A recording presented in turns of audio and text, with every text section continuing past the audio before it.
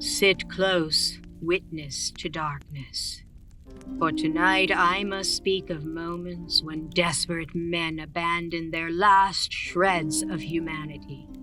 The voice you hear belongs to one who has watched faith curdle into fanaticism, who has seen leaders choose annihilation over defeat.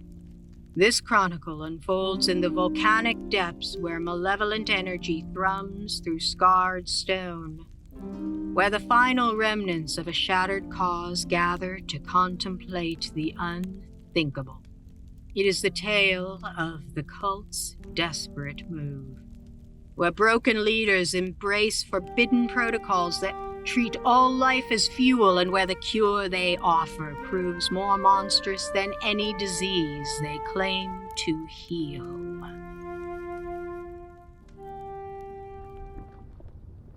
In the depths of the Well of Dragons, where the very air thrummed with malevolent energy and the ground bore the scars of rituals that had required sacrifices beyond mortal comprehension, the remaining leadership of the Cult of the Dragon gathered for what they all understood might be their final strategic council. The massive volcanic caldera that housed their ultimate stronghold had been chosen for its connection to the elemental forces that would fuel their queen's return.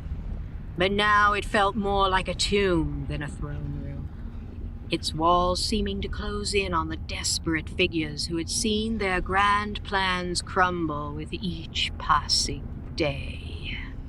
The chamber where they met had once been the site of their greatest triumph, the place where the dragon masks had been brought together and their power channeled toward the summoning of their divine mistress. But that triumph had been short-lived, ending in the catastrophic failure at Skyreach Castle that had cost them their most powerful artifact, scattered their forces across the continent, and left them facing a coalition of enemies that seemed to grow stronger with each of their setbacks. Severin the Red stood before a table carved from a single piece of obsidian, its surface reflecting the faces of cult leaders whose numbers had been decimated by months of setbacks and betrayals. The dragon masks that had once been symbols of their inevitable victory now seemed like desperate talismans, their power diminished by the loss of draconic support and the constant pressure from enemies who had grown bolder with each passing day. The young cult leader bore little resemblance to the confident figure who had once commanded the loyalty of thousands of followers across the continent. His face was gaunt with the stress of constant crisis management, while his eyes held the desperate gleam of a man who had staked everything on a single throw of the dice, and was beginning to realize that he may have miscalculated. The ritual scars on his arms, once marks of honor and divine favor, now seemed to pulse with a sickly light that spoke more of corruption than blessing.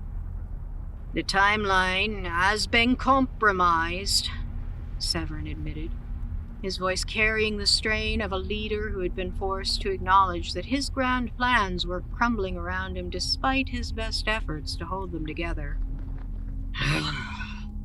"The Dragon Council's betrayal has cost us crucial support that we'd counted on from the beginning, while our enemies have disrupted supply lines and communication networks across multiple regions. We no longer have the luxury of careful preparation. We must act now, with whatever resources remain to us, or watch our cause die in a series of small defeats that will leave us powerless to achieve anything meaningful." The faces around the table reflected various degrees of desperation and determination. The surviving cult leaders struggled to maintain their faith in a cause that seemed increasingly hopeless, with each new report of failure or betrayal. Some showed the hollow-eyed exhaustion of people who had been pushed beyond their limits by the constant pressure of fighting a war on multiple fronts against enemies who seemed to anticipate their every move. Others displayed the manic energy of fanatics who refused to accept the possibility of defeat, even when faced with overwhelming evidence that their cause was lost. Azbara Jos, the cult's chief spellcaster and one of the few leaders who had managed to avoid capture or death during the recent series of disasters, leaned forward with the intensity of someone who had staked everything on a single throw of the dice, and was determined to see it through to the end.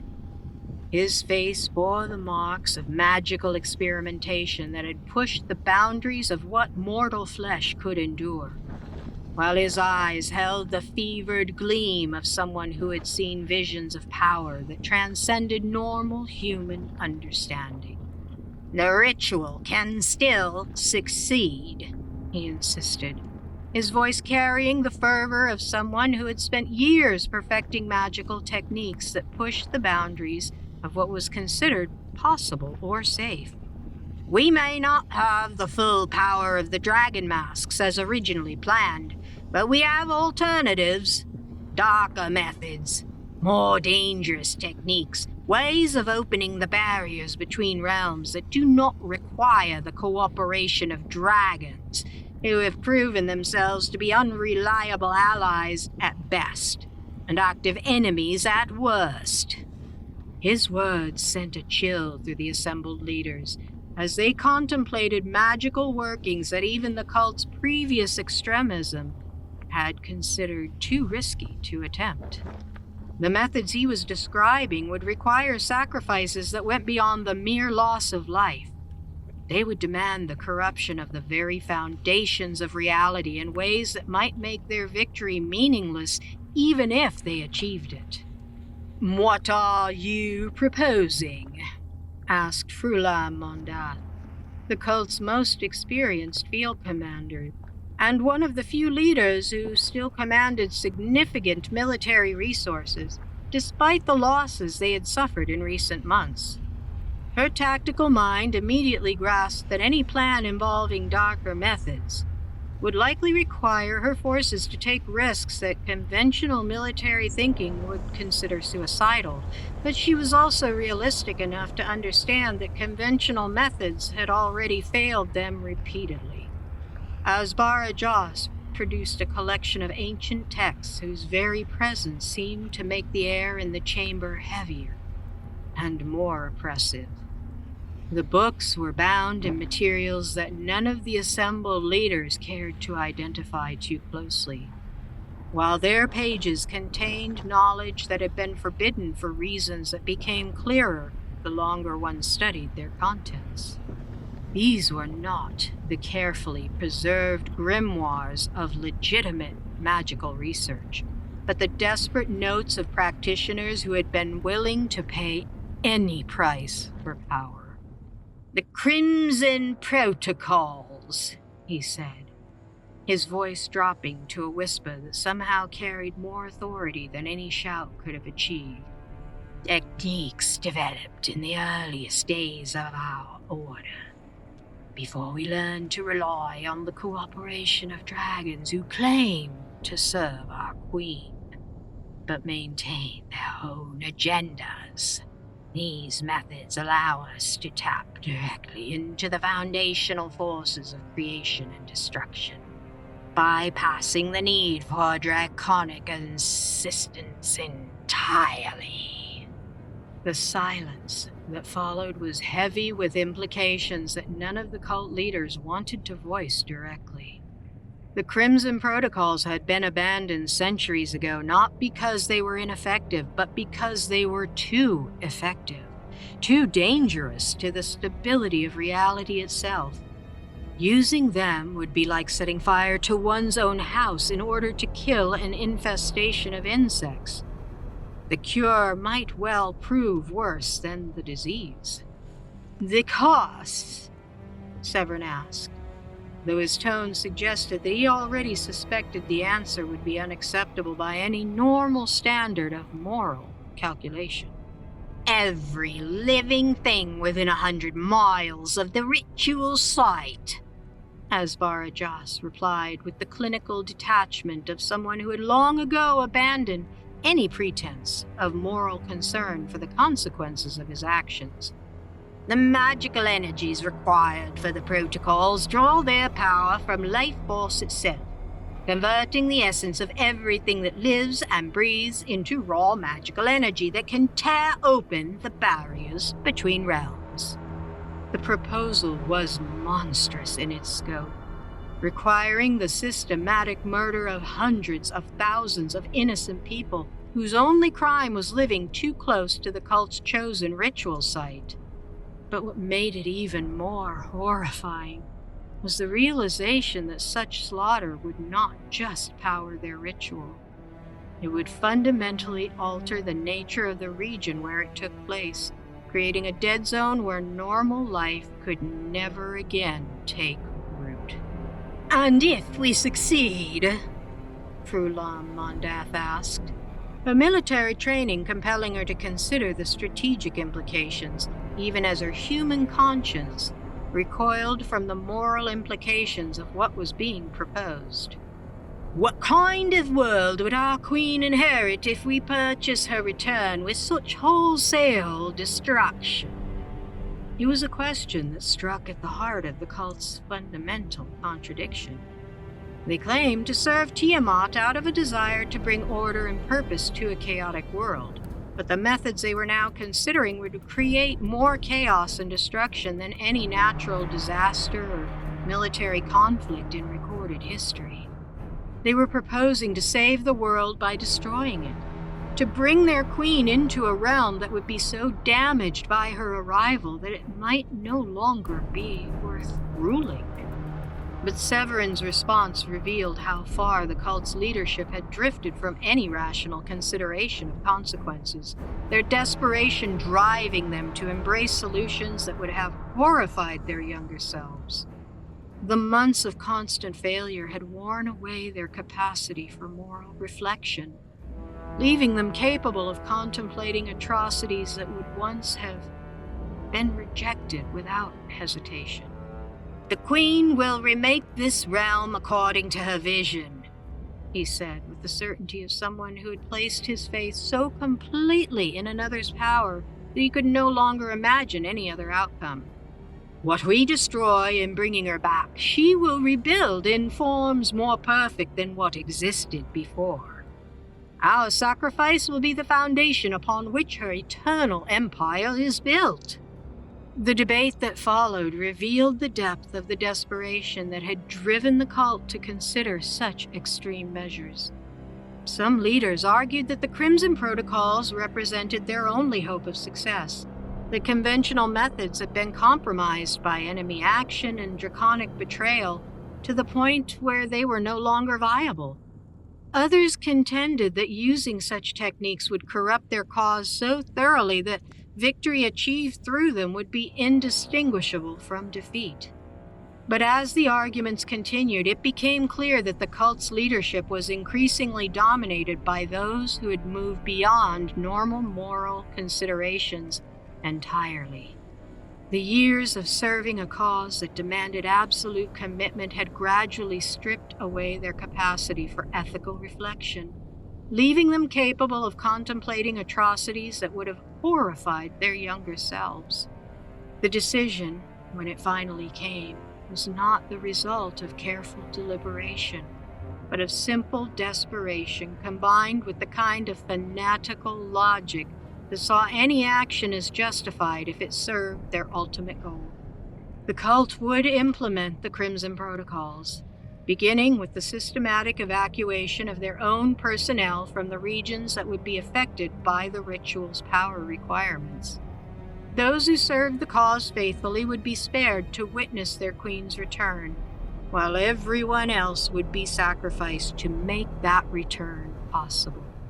The implementation of the protocols required weeks of preparation that tested the cult's remaining resources to their limits. Agents had to be dispersed across the continent to establish the network of secondary ritual sites that would focus and direct the magical energies being generated.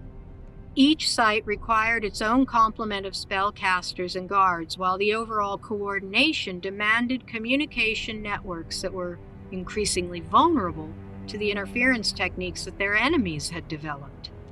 But perhaps most challenging of all was the need to maintain secrecy about the true nature of what they were planning.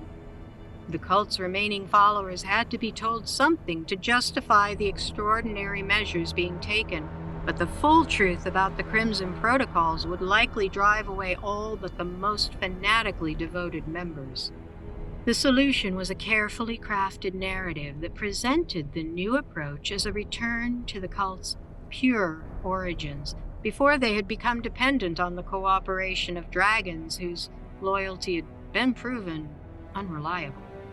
The protocols were described as ancient techniques that would allow them to serve their queen more directly, without the need for intermediaries who might have their own agendas. Most cult members accepted this explanation without question, their faith in their leaders and their cause blinding them to the contradictions and omissions in what they were being told. But some began to ask uncomfortable questions about the nature of the ancient techniques being employed, particularly when they observed the effects that preliminary preparations were having on the natural world around the ritual sites. Animals fled from areas where cult activities were concentrated, their instincts warning them of dangers that human senses could not yet detect. Plants withered and died despite adequate water and sunlight, their life force being gradually drained by magical workings that treated all living things as potential fuel for greater purposes. Even the weather seemed to be affected, with unnatural storms and temperature fluctuations that suggested fundamental disturbances in the local magical environment. As reports of these effects began to reach resistance movements and surviving government authorities, the true scope of what the cult was planning became clear to those who had the knowledge to interpret the signs. This was not just another attempt at summoning. It was preparation for a magical working so massive and destructive that it would fundamentally alter the nature of reality in large portions of the continent. The realization spurred desperate efforts to interfere with the cult's preparations, as heroes and ordinary citizens alike understood that they were facing not just the threat of conquest, but the possibility of annihilation. Raids on cult facilities became more frequent and more desperate, while intelligent networks worked overtime to identify and target the key components of the protocol network. But the cult had learned from their previous failures, implementing security measures that made their installations far more difficult to attack or infiltrate. More importantly, they had embraced a philosophy of acceptable losses that allowed them to continue their work even when individual sites were compromised or destroyed. As the date for the final ritual approached, marked by astronomical events that would provide the optimal conditions for tearing open the barriers between realms, both sides in the conflict understood that they were approaching a point of no return. The cult's gambit would either succeed in bringing their queen back to the material plane, or it would fail so catastrophically that the question of her return would become moot for generations to come. In the Well of Dragons, Severin the Red made his final preparations for a ritual that would require him to serve not just as high priest, but as focal point for magical energies that would likely destroy him in the process of channeling them. His human form had already been pushed beyond its normal limits by the modifications needed to handle even a fraction of the power involved, while his mind had been altered by exposure to forces that were never meant to interact with mortal consciousness. But he no longer cared about survival or sanity or any of the concerns that had once seemed important to his merely human self. He had become something more and less than human, a tool shaped by faith and magic for the single purpose of opening a door that should never be opened. The cult's last gambit was about to begin, and win or lose, the world would never be the same.